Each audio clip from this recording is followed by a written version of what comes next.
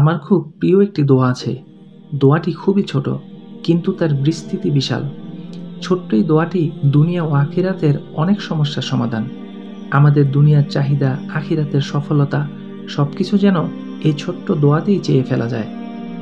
রাসূল সাল্লাল্লাহু আলাইহি ওয়াসাল্লামের চাচা আব্বাস রাদিয়াল্লাহু তাআলা আনহু রাসূল সাল্লাল্লাহু আলাইহি ওয়াসাল্লামের কাছে আসলেন আর জিজ্ঞেস করলেন, ইয়া রাসূলাল্লাহ, আমাকে একটা দোয়া শিখিয়ে দিন।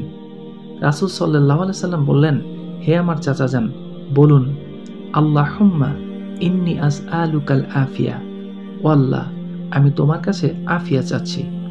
প্রশ্ন হলো, আফিয়া কি জিনিস?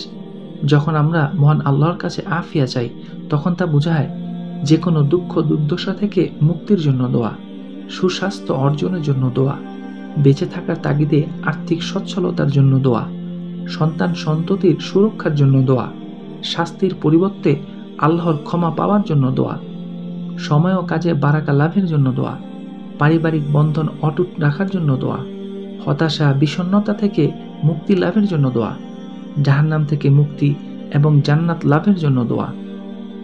আফিয়া অর্থ, ইয়া আল্লাহ, আমাকে সকল দুঃখ, গ্লানি ও ভোগান্তি থেকে রক্ষা করুন, দুনিয়া এবং আখিরাত উভয় জায়গাতেই। আব্বাস রাদিয়াল্লাহু তাআলা আনহু খানিক চিন্তা করলেন এবং দিন কয়েক পরে ফিরে আসলেন এবং বললেন, ইয়া রাসূলাল্লাহ, এ তো খুবই ছোট্ট দোয়া, আমাকে বড় কিছু শিক্ষা দিন।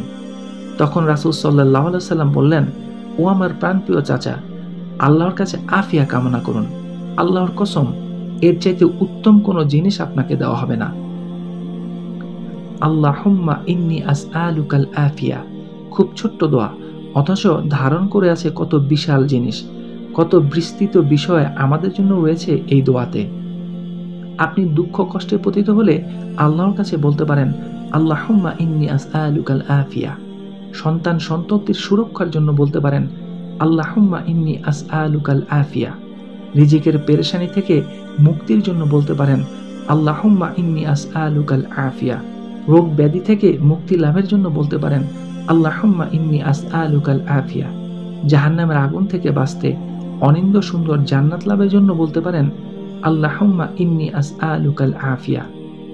ইয়া আল্লাহ, আপনি দুনিয়া এবং আখিরাতে আমাদেরকে কল্যাণময় জীবন দান করুন।